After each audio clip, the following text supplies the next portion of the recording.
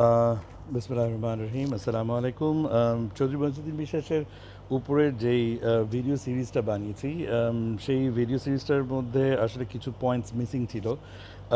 যে জিনিসগুলো আমি ভাবলাম যে একটু আলাদাভাবে একটা ভিডিও বানিয়ে বা একটা বা দুটো ভিডিও বানিয়ে সেই পয়েন্টগুলোকে আমি বলে এটাকে ওই 7 পার্টস হয়েছে, 7টা চ্যাপ্টার। তো 7th চ্যাপ্টারের আগেই ইনসার্ট করে দিতে পারলে আসলে ভালো হবে। তো আমি অ্যাকচুয়ালি ওই জন্য এটা 7 পার্টসের মধ্যে আমি এটাকে ইনসার্ট করার জন্য আমি এটা 6th পার্টের সাথে এডিশন করে কিছু পয়েন্টস আমি এখানে দিতে চাচ্ছি। তো যাতে এবারও ভুলে না যাই সেজন্য আমি পয়েন্টগুলো লিখে নিয়ে এসেছি, সো দ্যাট আমি একটু একটু করে পয়েন্টগুলো আমি বলে যাব। বিফোর ডুইং দ্যাট আমি একটা কথা একটু সবার সাথে শেয়ার করতে চাচ্ছি উইথ মাই অডিয়েন্সেস। এটা হলো যে যখন আমি ইনফরমেশনগুলো এখানে দিয়েছি, এখানে আমি কিন্তু অনেক ইনফর্মাল ইনফরমেশন, অনেক গল্প, লোককথা বা ন্যাচারালি আমার দাদির কাছ থেকে শোনা কথাগুলো, তারপরে আমার আরও অনেকের কাছ থেকে যে শোনা কথাগুলো অনেক কিছু আছে। তো এগুলো দেখা যায় যে অনেক সময় আমি আমার নিজের এক্সপিরিয়েন্স থেকে বলছি যে অনেক সময় অনেক হিস্টোরিয়ানের সাথে কথা বলতে গেলে তারা হয়তো বলবে যে এটা কোথায় লেখা আছে, ওটা কোথায় লেখা আছে, বা এটা কোথায় পাবলিশ করা আছে। আচ্ছা, কোথাও না কোথাও তো কাউকে প্রথমে সেটা পাবলিশ করতে হবে for it to become a written document, তাই না? তো ওইটা হচ্ছে যে চাকরি দেওয়ার মতো আর কি, যে সবাই এক্সপিরিয়েন্স চায়। তো প্রথমে মানে আপনি যদি চাকরি নাই বা দেন একজনকে, তো তার এক্সপিরিয়েন্সটা আসবে কোথা থেকে? তো আমি অ্যাকচুয়ালি একটা জিনিস বলি কি, যে দেখেন আপনার আমার লেটসে আমাদের সিভিতে আমাদের ইনফরমেশন যে জিনিসটা থাকবে সেটা কি আসলে আমাদের লাইফের স্টোরি বলবে? এটা বলবে যে আমরা কোথায় কোন সময় ছিলাম, কোথায় কোথায় কাজ করেছি, কী কী রেসপন্সিবিলিটি ডেজিগনেশনস, বাট ওই জায়গাগুলোতে আসলে আমরা কি ইম্প্যাক্ট করেছি, ওই জায়গাগুলোতে অ্যাকচুয়ালি মানুষের সাথে আমাদের রিলেশনশিপগুলো কী ছিল বা আমাদের এক্সপিরিয়েন্সটা কী ছিল ওই জায়গাগুলোতে, সেগুলোর কথা কি আসলে সিভিতে থাকবে? ওখানে কিন্তু আসলে সেই প্রাণটা খুঁজে পাবেন না, সেই you will not have the soul in your CV. তো সেই সোলটা কিন্তু আসবে। লেটস আপনি এবিসি কোম্পানিতে কাজ করেছেন, সেখানে 2টা 3টা প্রমোশন পেয়েছেন, ট্রেনিংয়ে গিয়েছেন, 2-একটা শাস্তিও পেয়েছেন, যা কিছু আছে আপনার পার্সোনাল ফাইলে আছে। পার্সোনাল ফাইল থেকে কি আর আপনার এক্সপিরিয়েন্সগুলো পাওয়া যাবে? এক্সপিরিয়েন্সগুলো আপনি নিজে যখন আপনার সেখানে এতগুলো বছর কাটিয়েছেন, সেখানে কী হয়েছে না হয়েছে সেটার গল্পগুলো বলবেন। কিছু দুঃখের কথা থাকবে, কিছু স্ট্রাগলের কথা থাকবে, অনেক হাসির গল্প থাকবে। তো এই জিনিসগুলো থেকে কিন্তু আসলে আপনার লাইফের স্টোরিটা কিন্তু সেই কথাগুলোর মধ্যে থেকে চলে আসবে। বা আপনার সাথে যারা কাজ করেছে, আপনার জুনিয়র যারা ছিল বা আপনার সমসাময়িক যারা কাজ করেছে আপনার সাথে, তারা আপনার সাথে যে শেয়ার এক্সপিরিয়েন্সগুলো শেয়ার করবে, সেখান থেকে কিন্তু আপনার লাইফের গল্পটা আসলে মেইন গল্পটা আসবে। তো সেই জিনিসটা মাথায় রেখেই আসলে আমি কিন্তু আমার এই ভিডিওটাতে পাবলিশড এবং স্ট্রাকচার্ড ফর্মাল ইনফরমেশন যেগুলো আছে সেটার সাথে সাথে পার্সোনাল ওনার লাইফের যত ঘটনা আমি জানি, পার্সোনাল সোর্সগুলো থেকে যতটা পেরেছি আমি সেগুলো সব কিছু এখানে ইনজেক্ট করে দিয়েছি। একই সাথে যেই জিনিসগুলো আমার নিজের কাছে মনে হয়েছে যে পুরোপুরি আমি শিওর হতে পারছি না, বা 2-3টা সোর্স থেকে আমি সিমিলার গল্প শুনিনি, বা আমার কাছে মনে হচ্ছে যে এটা কতটুকু কারেক্ট আমি ঠিক বুঝতে পারছি না, সেই জায়গাগুলো আমি আমি যে ন্যারেশন করেছি সেই জায়গাগুলো আমি ওখানে পয়েন্ট আউটও করে দিয়েছি যে এই জায়গাটাতে আসলে এটাও হতে পারে, এটাও হতে পারে, এটাও হতে পারে, আমি ঠিক শিওর বলতে পারছি না, বাট বা সংখ্যাটা আমি ঠিক এখানে বুঝতে পারছি না, আমি সেটা আপনাদের সাথে ফ্র্যাঙ্কলি শেয়ার করেছি। So I hope that you are going to appreciate and consider this story to be largely authentic and credible. তো এই কথা বলে আমি অ্যাকচুয়ালি সরাসরি পয়েন্টগুলোতে চলে যেতে চাচ্ছি। I don't want to take too much of time. তো হ্যাঁ, একটা মেইন পয়েন্ট আমি যেটা বলতে চাচ্ছি সেটা হচ্ছে যে চৌধুরী মইজুদ্দিন বিশ্বাস সাহেবের যখন বর্ণনা করেছি ইন দ্য ভিডিও, 7টা চ্যাপ্টারের ভিডিওর মধ্যে অনেক জায়গাতেই আমি মেনশন করেছি ওনার হাইটের ব্যাপারে, that he was about 6.5 feet tall and he was extremely big built and strong.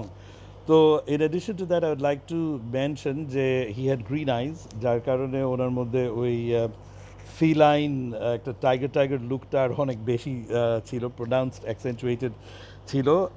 হাইটের সাথে সাথে এটাও একটা মেনশন করা লাগবে যে ওনার একটা স্যান্ডেলের মধ্যে ওনার মানে পায়ের ফুট মার্কটা পড়ে গেছে ওটা বেশি ব্যবহার করার জন্য, এবং সেখানে ওনার পায়ের ফুট মার্কটা আমি মেপে দেখেছিলাম প্রায় 13-14 ইঞ্চির মতো। So that's the really long foot.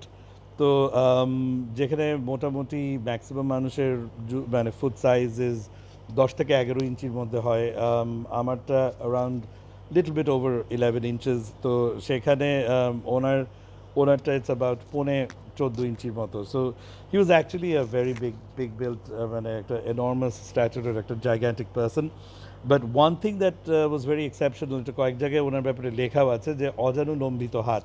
মানে এটা একটা ওনার এক্সেপশনাল ফিচার ছিল যে ওনার লম্বা মানুষের হাত তো এমনি লম্বা হবে, বাট ওনার হাতগুলো it was disproportionately long, as in like উনি দাঁড়ালে আমাদের হাতগুলো আমরা যদি পাশে স্ট্রেট করে ঝুলাই তাহলে এটা হাঁটুর বেশ একটু কিছুটা উপরে এসে আঙুলটা শেষ হয়, বাট ওনার হাত আসলে হাঁটুর নিচে পর্যন্ত চলে যেত।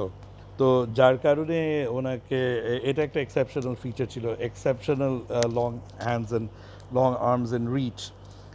চোখের কালারের কথা মেনশন করলাম। আচ্ছা, একটা খুব এক্সেপশনাল অ্যাট্রিবিউট যেটার কথা আসলে মেনশন ওভাবে করার সুযোগ সামহাও হয়ে ওঠেনি, স্লিপ হয়ে গেছে, সেটা হচ্ছে ওনার এক্সেপশনাল মেমোরি ছিল। এটা সবাই বলে যারা ওনার সাথে ইন্টারাকশন করেছে, যে অনেক বছর পরেও উনি কাউকে দেখলে, ওনার যে এতগুলো মানুষ ওনার আন্ডারে কাজ করতো, প্রায় 20,000 সোলজার্স ওনার আন্ডারে কাজ করতো, তো দেখা যেত যে উনি মেজরিটি পিপল যাদের সাথে অনেক বছর পরেও হয়তো দেখা হচ্ছে বা মানে একটা ক্রাউডের মধ্যে উনি নাম ধরে ধরে ডাকতে পারতেন। তো এটা একটা অনেক এক্সেপশনাল কোয়ালিটি। আর মেমোরির আরও কিছু নিদর্শন ছিল, যেমন উনি অনেক সময় দেখেছিলেন যে ওই আর্কাইভস, অনেক ইম্পর্ট্যান্ট ডকুমেন্টস অ্যাকচুয়ালি আর্কাইভে রাখলে বা রুমে রাখলে বা কোনো ওনার যে যে লাইব্রেরি ছিল ওখানে রাখলে ওগুলো অনেক সময় স্পেশালি ল্যান্ড রিলেটেড ডকুমেন্টস এগুলো চুরি হয়ে যায়। তো উনি অনেক সময় যেটা করতেন সেটা হচ্ছে যে এই কাগজগুলোকে ছোট ছোট বাক্সর ভিতর করে উনি অনেক গাছের গোড়ায় শিকড়ের কাছে পুঁতে রাখতেন। তো আমরা কিন্তু কি দেখি, আমরা সাধারণত দেখা যায় যে অনেক কেসে আমরা মানে পরশুদিন কোন ড্রয়ারে কী রেখেছি নিজেদের খেয়াল রাখে না, পরশুদিন তো দূরের কথা, আজকেই হয়তো কয়েক ঘন্টা আগে কোন ড্রয়ারে কী রাখলাম এটা আমরা খুঁজে পাই না। তো এরকম কয়েকটা ঘটনা আছে যে উনি কিন্তু মানে রীতিমতো আহ, মানে কোর্ট রুমে বসে হয়তো কোনো একটা ডকুমেন্টের প্রয়োজন পড়েছে, উনি ডিরেক্ট বলে দিয়েছে যে ওকে আমাদের এখন রিসেস আছে, তো এই সময়ের মধ্যে তুমি গিয়ে নিয়ে আসো বাড়ির অমুক বাগানের মধ্যে ওই গাছের নিচে এই এই ডকুমেন্ট পাওয়া যাবে, ওই গাছের নিচে এই ডকুমেন্ট পাওয়া যাবে। এরকম কিছু অদ্ভুত ওনার মধ্যে ব্যাপার ছিল। তো উনি মানে এবং হয়তো সেটা রাখা হয়েছে 10 বছর আগে, 12 বছর আগে, 15 বছর আগে। তো এ ধরনের একটা ওনার ইলেকট্রিক একদম মানে মেমোরি ছিল, যে এটা কোনো কিছু একটা দিয়ে সার্চ দিলেই উনি ওখানে একদম ডিরেক্ট চলে যেতে পারতেন। আচ্ছা, আরেকটা জিনিস যেটা বলতে হবে সেটা হচ্ছে ওনার একটা অসাধারণ অ্যাবিলিটি ছিল, সেটা হচ্ছে যে উনি আম, যখন কোথাও উনি অনেক ট্রাভেল করতেন, পানিপথে অনেক ট্রাভেল করতে পছন্দ করতেন, বজ্রায় করে ঘুরতেন, হাউস বোটে ঘুরতেন। তো উনি অনেক সময় নদীর নিচ থেকে মাটি উঠাতেন এবং ওই যে লগগি দিয়ে হোক বা যেভাবেই হোক উনি অনেক নিচে থেকে মাটি উঠিয়ে আনাতেন। সেই অদ্ভুত কিছু ব্যাপার ছিল ওনার, এই মাটিটা উনি মুখে দিতেন। এটা অনেকে বলতে এ কী করছেন কী করছেন হুজুর কী করছেন, যে না না দাঁড়াও, তো উনি মাটিটা মুখে দিতেন, জিভে দিতেন, জিভে দিয়ে কিছুক্ষণ চোখ বন্ধ করে থাকতেন, চোখ বন্ধ করে থেকে উনি বলে দিতেন এখানে এখন জায়গা কিনো, এখানে ইয়ে আসবে, এবং উনি মোটামুটি এক্স্যাক্ট কোন সময় এখানে চর জাগবে সেটা বলে দিতে পারতেন, ইভেন তারিখ বলে দিতে পারতেন। যার কারণে অনেক সময় দেখা গেছে যে যখন ওই যে চর দখলের একটা প্রসঙ্গ এসেছিল যেটা আমি এক্সপ্লেইন করেছিলাম, আমি এখানেও আরেকটু এক্সপ্লেইন করব যে প্রথমে আসলে কে গিয়ে চরটাকে তার রাইট অফ পজেশন স্ট্যাবলিশ করতে পারে, সে সেখানে কাল্টিভেট করার পারমিশন পাবে সরকার থেকে, এবং কাল্টিভেট করে সেখান থেকে একটা মানে ডিপোজিট জমা দেওয়ার পরে সে ওই জায়গাটা কেনার সুযোগ পাবে সরকার থেকে। So that was the rule. তো যার কারণে প্রথম ওই জায়গাটার উপর কে আধিপত্য স্থাপন করবে এটা নিয়ে অনেক সময় অনেক জমিদারদের মধ্যে ক্ল্যাশেস হতো, সংঘর্ষ হতো। তো এটা তো কখন হয়, যখন খবর পায় যে অমুক জায়গায় একটা চর উঠে গেছে, তো এও লোক পাঠায় ও লোক পাঠায়। তো মজিউদ্দিন সাহেবের সাথে খুব এটা মানে সংঘর্ষটা তুলনামূলকভাবে কম লাগতো, কারণ উনি তার আগে থেকেই ওখানে এরকম নৌকা দিয়ে বজ্রা দিয়ে ওখানে লোক পাঠিয়ে রাখতো। কারণ উনি বলতেন যে অমুক তারিখে এই তারিখ থেকে এই তারিখের ভিতর পানি সরে যাবে, মাটি উঠে আসবে। এবং মেজরিটি অফ দ্য টাইমস সেটা হতো।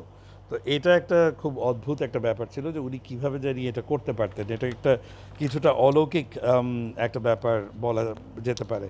আরেকটা জিনিস যেটা ওনার মানে এটাও একটা খুব অলৌকিক ব্যাপার ছিল সেটা হচ্ছে যে উনি মোটামুটি বাতাসের মধ্যে মানে বেশ কিছুক্ষণ চোখ বন্ধ করে ডিপ ব্রিদিং করে উনি অলমোস্ট এক্স্যাক্ট বলে দিতে পারতেন, মানে বেশ 7 দিন 8 দিন 10 দিন আগে বলে দিতে পারতেন যে ঝড় আসছে, অমুক দিন খুব বড় ঝড় হবে, অমুক সময় অনেক মানে 2 দিন ধরে বৃষ্টি আসবে, 3 দিন ধরে বৃষ্টি আসবে। তো এবং দেখা যেত যে বেশিরভাগ ক্ষেত্রেই ওনার prediction would be quite accurate. তো এই জিনিসগুলো আসলে মানুষকে খুব অবাক করতো ওনার ব্যাপারে যে এটা এটা আসলে কী ধরনের এবিলিটি নিয়ে উনি জন্ম নিয়েছেন। আরেকটা ওনার খুব আনক্যানি এবিলিটি ছিল যেটা আসলে ওনার ছোট ছেলে তারামিয়া সাহেব গল্প করেছেন আসলে যে উনি নাকি এরকম সাউন্ড শুনে বলতে পারতেন যে এটা কি পয়সা ওটার মধ্যে ফেলা হচ্ছে। তো এবং এটা অনেক রকম গেম প্লে করা হতো ওনাকে নিয়ে, মানে এটা জাস্ট একটা টেস্ট করার জন্য, এবং উনি নাকি বলে দিতে পারতেন এটা 5 আনা, এটা 10 আনা, এটা অমুক, এটা সমুক, এটা সোনার মোহর। সাউন্ডটা শুনে বলে দিতেন যে এটা কী ফেলা হচ্ছে ওটার মধ্যে। তো এটাও ওনার একটা খুব অদ্ভুত অ্যাবিলিটি ছিল। আর সাথে সাথে তো ওই অ্যাবিলিটিটার কথা বলেছি যে উনি একটা জায়গায় দাঁড়িয়ে একটা জমির মাপ বলে দিতে পারতেন। সেন্স অফ মেজারমেন্ট খুব ভালো ছিল, সেন্স অফ নাম্বারস খুব ভালো ছিল। উনি কিছু কথাবার্তা শুনেই হয়তো একটা ব্যাপারে কোনো একটা হিসাব বলে দিতেন, দেখা গেল বেশ অনেকক্ষণ সময় ধরে সেটা হিসাব কিতাব করে আলটিমেটলি ওই একই নাম্বারে আসতো।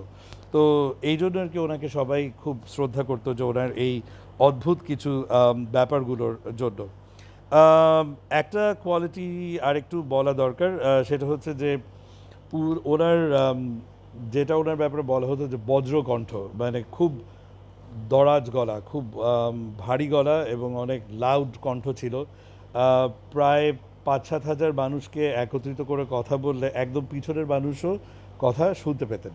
এবং ব্যাপারটা যেটা ছিল যে উনি যে খুব লাউডভাবে বলছেন বা খুব প্রেশার দিয়ে চিৎকার করছেন সেটা কিন্তু ব্যাপারটা ছিল না, বাট সামহাও ওনার ভয়েসের থ্রোটা খুব ভালো ছিল। এটা অনেক দূর পর্যন্ত ওনার গলার থ্রোটা যেত। তো এটা একটা মানে ওনার সম্পর্কে বলা হয় যেটা I thought it should be mentioned.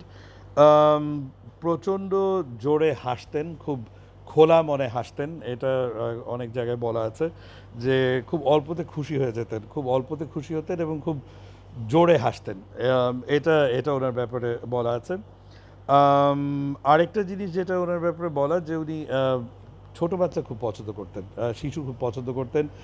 এই 5-10 5-7 বছর 7-8 বছর এই বয়সের বাচ্চাদেরকে উনি খুব পছন্দ করতেন, which is also one of the reasons why Begum Sharafatunnesa মানে চেয়েছিলেন যে আসলে ওনার নিজের ছেলে মেয়ে হোক।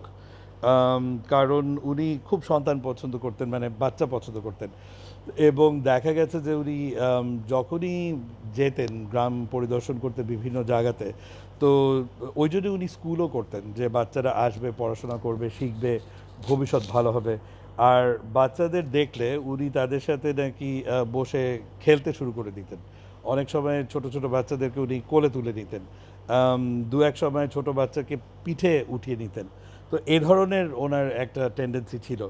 পিঠে উঠানো থেকে একটা কথা বলতে হয়, সেটা হচ্ছে এটা তারা মিয়া সাহেব গল্প করেছেন সুলতানা ফুপুর কাছে। সুলতানা ফুপু আবার আমাকে বলেছে যে মানে সুলতানা ফুপু বলেছেন যে তারা মিয়া সাহেব ওনাকে বলেছেন যে বাপজান অ্যাজ ইন চৌধুরী মজুদ্দিন সাহেবের কথা বলেছেন যে উনি এরকম মাঝে মাঝে শুয়ে থাকতেন এবং ওনার বিছানাটা অনেক বড়, 7 ফিটের থেকেও লম্বা, এরকম একটা অনেক চওড়াও। তো এটা পুরোটা জুড়ে উনি এভাবে করে শুয়ে থাকতেন উপুর হয়ে। এবং মানে মোটামুটি তারাবিয়া সাহেবের বয়স যখন 13-14 বছর বয়স, তো মানে 12-13 বছর বয়স এরকম বয়সেও, এবং দ্যাট ইজ 1922-এর দিকে যখন ওনার অপারেশন হয়েছে, শরীরে অনেকগুলো ভাঙা হাড় ছিল, এরপরেও তারাবিয়া সাহেবকে থেকে উনি বলতেন যে উপরে উঠ এবং হাঁট।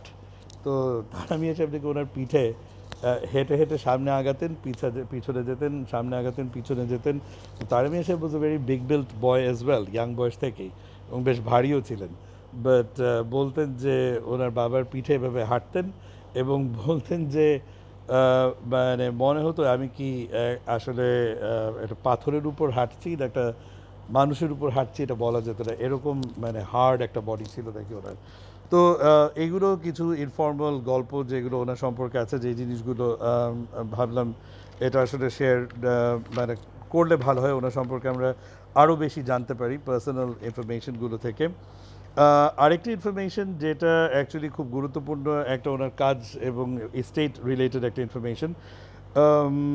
উনি আসলে ভাওয়াল সন্ন্যাসীর যে গল্পটা আছে সেটার মধ্যে কিন্তু ওনার একটা ছোট ভূমিকা ছিল। সেটা হচ্ছে যে যখন ওই ভাওয়াল রাজা ফিরে এসেছিলেন এবং উনি যখন ফিরে এসে মামলা মোকদ্দমা করলেন, তো এই মামলার আসলে খরচপাতি বা ইত্যাদি এই জায়গাগুলোতে কিন্তু আসলে চৌধুরী মঈনুদ্দিন সাহেব ওনাকে অ্যাসিস্ট করেছিলেন এবং সেটার কারণেই ভাওয়াল এস্টেটের বেশ কিছু অংশ মানে রীতিমতো অ্যাজ এ গিফট, এবং উনি গিফট হিসেবে নেননি, উনি একটা টোকেন প্রাইস দিয়ে খুব অল্প প্রাইসে উনি একটা পার্সেন্টেজ অফ ভাওয়াল এস্টেট উনি কিনে নিয়েছিলেন।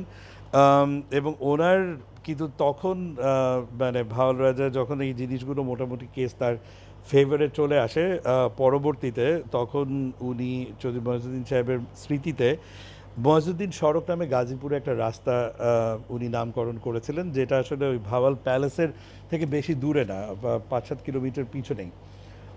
অবাক ব্যাপার হচ্ছে যে এটা আমাদের ফ্যামিলির অনেকে এর ব্যাপারটা জানেই না, কিন্তু এটা অ্যাকচুয়ালি গাজীপুরে ওই সড়কটি আছে, আমি সেখানে গিয়েছি। অদ্ভুত ব্যাপার, মানে চৌধুরী মঈনুদ্দিন সড়ক। তো গাজীপুরে বেসিক্যালি এই ঘটনাটার কথা আমি ভাবলাম এটা জানিয়ে রাখা দরকার। তারপরে আরেকটা কথা আছে এখানে, সেটা হলো যে আচ্ছা হ্যাঁ, সোর্স অফ ইনফরমেশনের মধ্যে আমি ডেফিনেটলি একজনের নাম আমি বলেছি যে আমাদের স্টেটে অনেকে কাজ করেছে, তাদের থেকে অনেক ইনফরমেশন পেয়েছি। তাদের মধ্যে আজিজ কাকুর নাম আমি দিতে চাই। এখন 75 ইয়ার্স ধরে উনি আমাদের ফ্যামিলিতে কাজ করছেন। আজিজ কাকু আমার দাদার সাথে খুব ক্লোজ ছিলেন। তো দাদার কাছ থেকে আসলে চৌধুরী মঈনুদ্দিন সাহেব মানে আমার দাদার বাবার অনেক কথা, দাদাকে নাকি উনি জিজ্ঞেস করতেন যে এইখানে বড় সাহেব থাকবার থাকলে মানে কি করতাম, বা এরকমভাবে আর কি উনি আঞ্চলিক ভাষায়, যে বেসিক্যালি চৌধুরী মঈনুদ্দিন সাহেব এই পরিস্থিতিতে কি করতেন।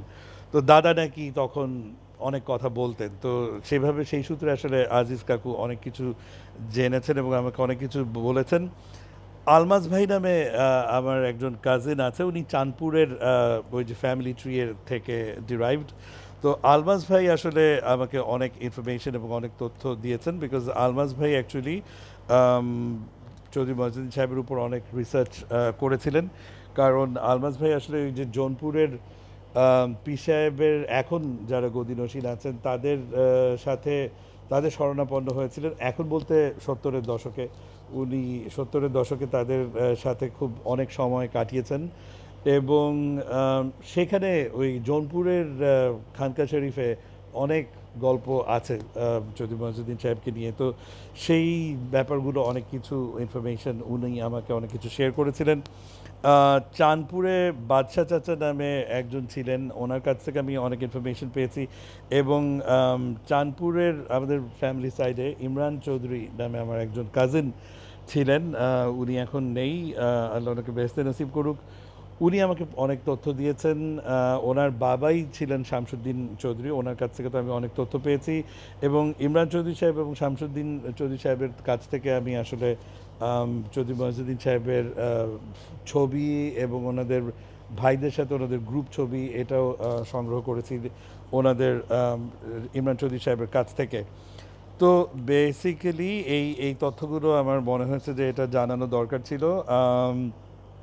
আচ্ছা, আরেকটি ঘটনা মিস হয়ে গেছে, আমার মনে হয় এটা বলা দরকার। এটা হচ্ছে যে বেগম শারাফাতুন্নেসা যখন মানে কোন পয়েন্টে উনি চিন্তা করলেন যে আসলে চৌধুরী মঈনুদ্দিন সাহেবকে আরেকটা বিয়ে করতে হবে। একটা অলৌকিক ঘটনা ঘটেছিল, একটা প্যারানর্মাল অ্যাক্টিভিটি। উনি ভোরবেলা ছাদে উঠে ফজরের নামাজের পরে উনি কোরআন শরীফ পড়তেন। তো এই গল্পটিও উনি আমার দাদির কাছে করেছেন। ন্যাচারালি এটা কোনো আপনি পাবলিশড মেটেরিয়াল বা কোনো এনসাইক্লোপিডিয়াতে এগুলো পাওয়া সম্ভব না। তো এটা পুরোটাই হচ্ছে আমার মানে বড় আম্মা আমার দাদিকে যে গল্প করেছে সেটার বেসিসে আমি বলছি। তো উনি বলেছেন যে উনি নাকি এটা টোটালি একটা মানে এটা একটা হ্যালুসিনেশন হতে পারে, এটা একটা ডিলুশন হতে পারে, এটা একটা ইলুশন হতে পারে। কিন্তু উনি বেসিক্যালি বলেছেন যে ওনার কোরআন শরীফের উপর একটা ছায়া পড়েছে। তো তারপর উনি উপরে তাকিয়ে উনি দেখেছেন যে একটা ওনার কাছে মনে হয়েছে যে একটা একটা মহিলা দাঁড়িয়ে আছে ছাদের এপারে পা রেখেছে ওপারে পা রেখেছে একটা বিশাল উঁচু মানে প্রায় 40-50 ফিট উচ্চতার একটা মহিলা এখানে এরকম ছাদে দাঁড়িয়ে আছে এবং তার কোলে একটা বাচ্চা এবং সেই মহিলাটা আম, মানে এটা একটা জিন হতে পারে, টোটালি এটা একটা মাথার ভুল হতে পারে, হোয়াটএভার ইট ইজ। তো উনি মানে শারাফাতুন্নেসা বেগম শারাফাতুন্নেসার কথা যেটা সেটা হচ্ছে যে ওনাকে বলেছে ওই ফিগারটা যে আম, এখানে শিশু আসবে কিন্তু এটার শিশু আসার রাস্তা তোমাকে তৈরি করে দিতে হবে।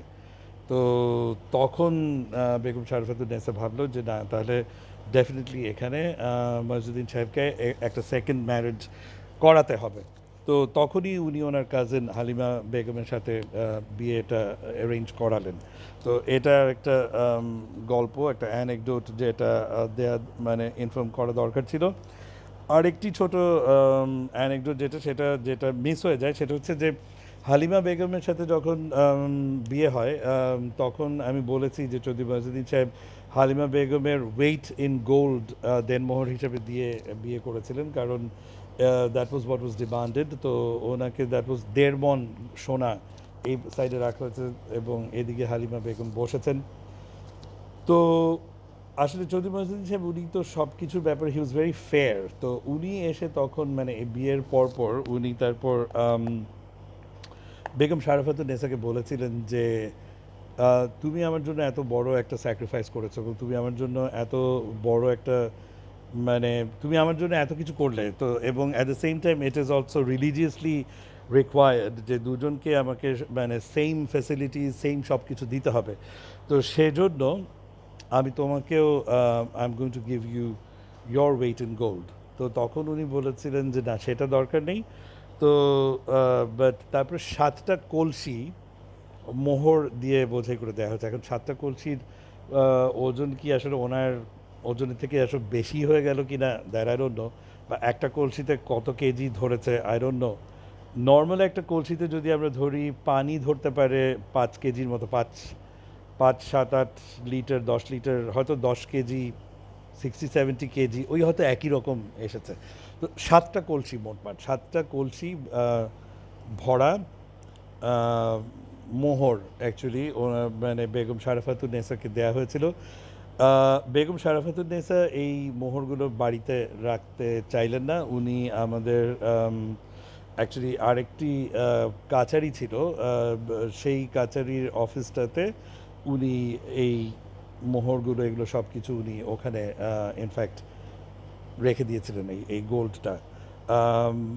আনফর্চুনেটলি এটা আমার দাদি বললেন যে ইনফ্যাক্ট এটা আমার দাদি বিয়ে হয়ে আসার জাস্ট কয়েক বছর আগেই নাকি আম,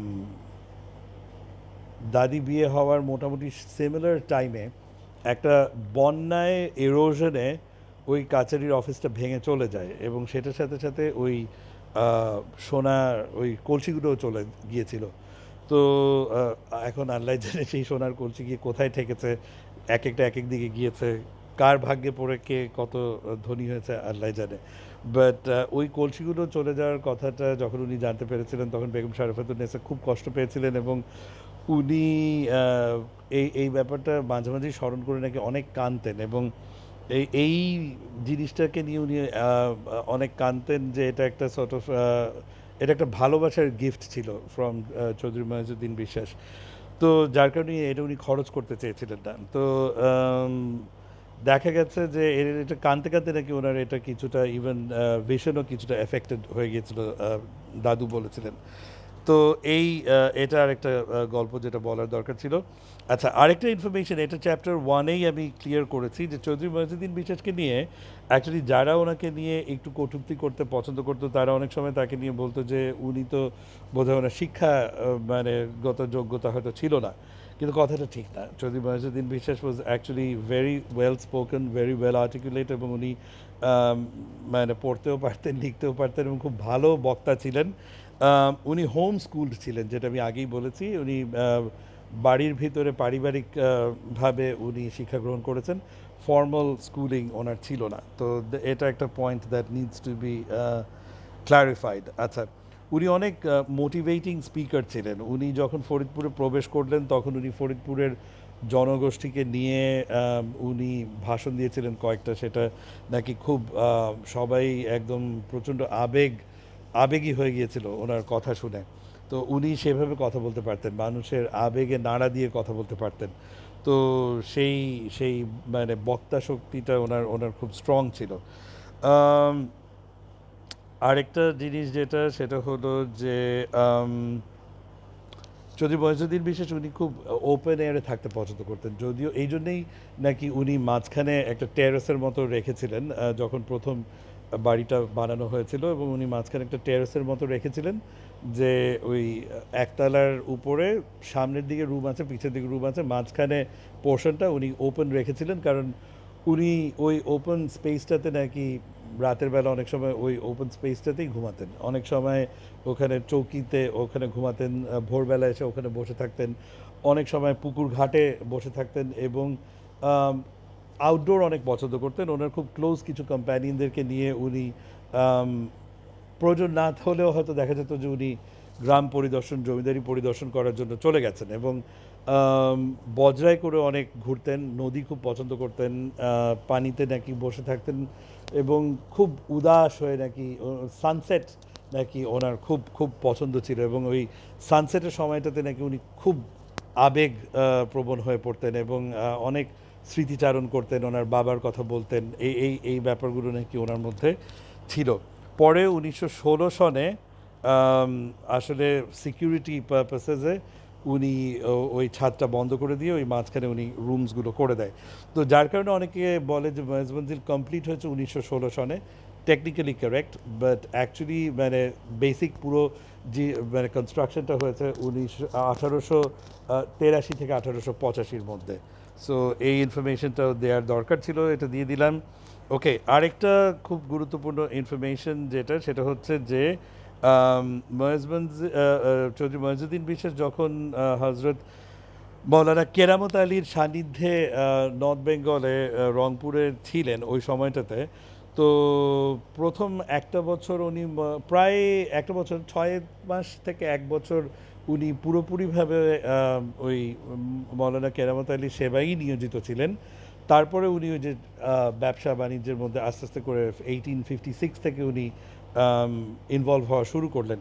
তো ওই যে প্রথম যে বছরটা ছিলেন বিশেষ করে, পরবর্তীতেও বাট ওই কেরামত আলী সাহেব প্রথমে ওনাকে নাকি বলেছিলেন যে ওনার মধ্যে যদি কোনো ধরনের অ্যারোগেন্স বা কোনো কিছু থেকে থাকে because of his lineage patrilineal heritage, তাহলে বলেছিলেন যে তাহলে তুমি সামনে আগে বাড়তে পারবে না। তো তোমার মধ্যে যত যদি কোনো ধরনের প্রাইড অহংকার থেকে থাকে সেই জিনিসটাকে আসলে পুরোপুরিভাবে বর্জন করতে হবে, সেটাকে ভাঙতে হবে।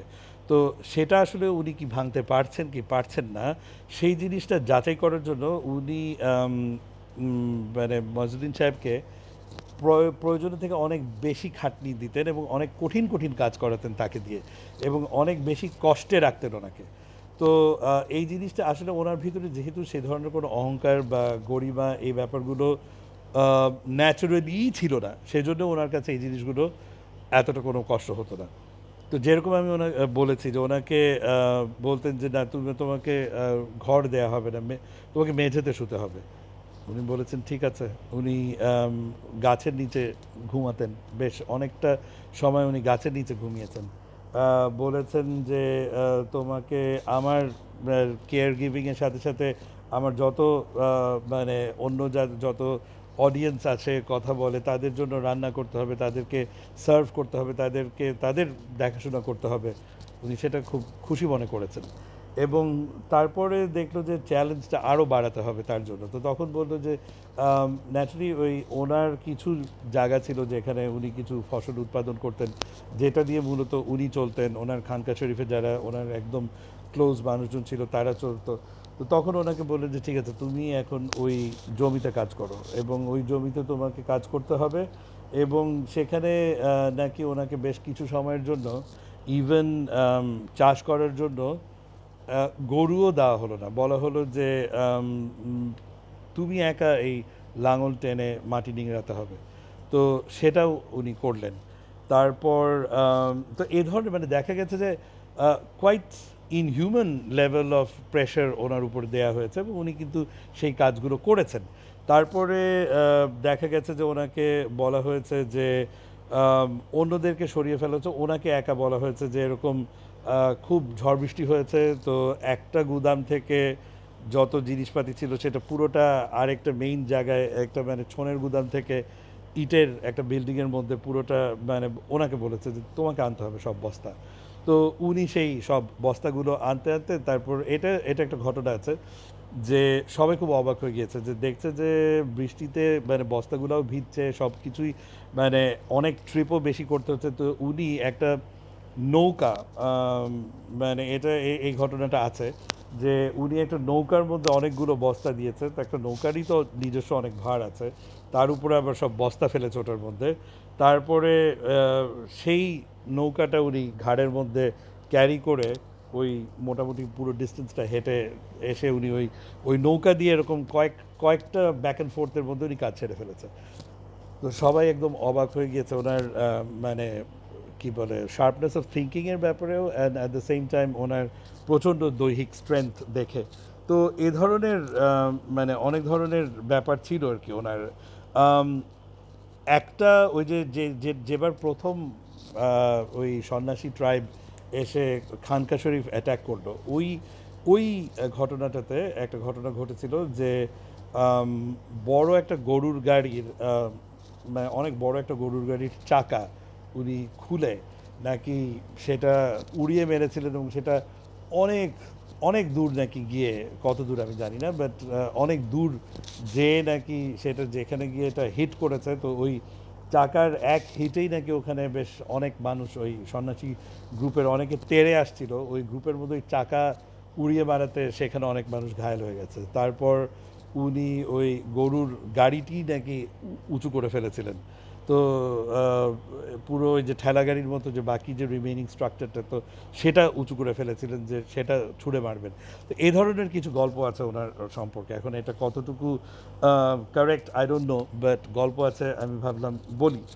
মানে সো একদম আসলে মানে না বিলিভ করার মতো কিছু না, বিকজ যেহেতু উনি অন্যান্য অনেক স্ট্রেংথের নিদর্শন অনেক জায়গায় উনি দেখিয়েছেন আসলে।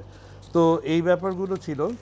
এখন আসলে আমি কিছু জিনিস আমি একটু কুইকলি বলতে চাচ্ছি ওই সময়ের সোশ্যাল কনটেক্সট নিয়ে আমি কয়েকটা কথা একটু তাড়াতাড়ি বলতে চাচ্ছি, সময়টা চেক করে নিলাম। আহ, জমিদারি সিস্টেমটা নিয়ে অনেকের ধারণা আছে যে এটা বোধহয় ব্রিটিশদের তৈরি করা একটা সিস্টেম। কথাটা ভুল। ব্রিটিশরা পার্মানেন্ট সেটেলমেন্ট অ্যাক্টটা তৈরি করে তারা যেই জিনিসটা সুযোগ তৈরি করে দিল সেটা হচ্ছে যে কেউ জমিন মানে পার্সোনাল প্রপার্টি ক্রিয়েট তারা করলো যে এখন জমিদারি কেনা যাবে, এখানে কেউ প্রাইস দিয়ে অ্যাকচুয়ালি জমি কিনতে পারবে, কিনে সেই জমির মালিক হতে পারবে, সেই জমি সে চাষাবাদ করতে পারবে, ফার্মিং করতে পারবে। সেই ফার্মিং সে সেখানকার যে ফার্মার আছে তার সাথে সে জয়েন্টলি পার্টনারশিপ বেসিসে করতে পারবে, অথবা সে ফার্মারকেই পুরো কাজ দিয়ে দিল করার জন্য, সে সেখান থেকে সে জমির একটা ভাড়া তুললো, একটা রেন্ট তুললো, সেই রেন্ট থেকে সে ট্যাক্স দিবে টু দ্য গভর্নমেন্ট। তো এই সিস্টেমটা তৈরি করলো শুধু ব্রিটিশরা।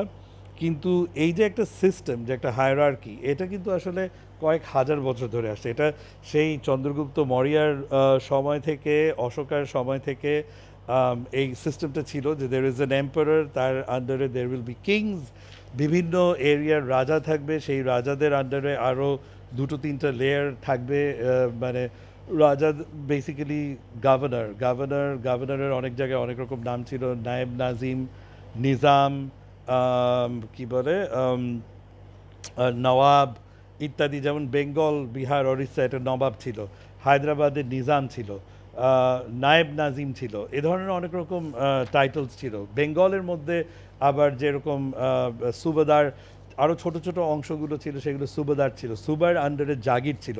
তো এভাবে একটা হায়ারার্কি, এটা কিন্তু মোগল টাইমে আসলে খুব ওয়েল স্ট্রাকচারডভাবে এটা বাবর এটাকে মোটামুটি একটা স্ট্রাকচার দিয়েছিল, আকবর এটাকে সম্পূর্ণ রূপ দান করে এবং এটাকে একটা কমপ্লিট স্ট্রাকচার্ড ফর্মে, এটা আসলে এম্পারার আকবরের ক্রিয়েটেড হায়ারার্কি। এবং মোটামুটি জমিদারির যেসব টাইটেল ইত্যাদি, চৌধুরী টাইটেল, এই যে ছাত্রীধারী থেকে চৌধুরী টাইটেলটা এসেছে, ছত্রধারী, এগুলো সব কিছু কিন্তু আকবরের সময়ই আসলে তৈরি হয়েছে। পুরো অ্যাগ্রিকালচারাল সিস্টেম স্ট্রাকচারটাই আকবরের সময় তৈরি হয়েছে, এই জিনিসটা একটু বলা দরকার ছিল। আরেকটা জিনিস হচ্ছে যে অনেক সময় অনেকের ধারণা থাকে যে জমিদার ক্যাটাগরিটা তারা বোধহয় মানে এই যে প্রোডাকশন হতো, অ্যাগ্রিকালচারাল প্রোডাকশনের একটা মেজর অংশ তারা নিয়ে যেত। কথাটা আসলে ঠিক না। এখানে বেসিক্যালি প্রোডাকশনের 2/3 ফার্মারের কাছে মোটামুটি থাকার কথা। 40% কামস টু দ্য গভর্নমেন্ট। সেই 40%-এর মধ্যে মেজরিটি আসলে গভর্নমেন্টের কাছে থাকে, অনলি একটা স্মল কমিশন, মানে সেইটার 20%, মানে আলটিমেটলি দেখা যায় about 7 to 8% of the total production আসলে রেন্ট হিসাবে আলটিমেটলি ল্যান্ডলর্ড পাচ্ছে। তো মেজরিটি কিন্তু আসলে ফার্মারের কাছেই থাকতো এবং আরেকটা মেজর পোর্শন গভর্নমেন্টের কাছে যেত। মাঝখান থেকে আসলে তার collection was actually not very much, but তারপরেও মানে এখানে যেটা ছিল সেটা হচ্ছে যে যেহেতু অনেক ফার্মারের থেকে সেই 10% করে দেখা যেত এক একটা জমিদারের আন্ডারে হয়তো কয়েকশো থেকে কয়েক হাজার ফার্মার্স থাকতো, তো সেই পোর্শনটা বেড়ে একটা গুড সাইজেবল অ্যামাউন্ট হয়ে আসতো।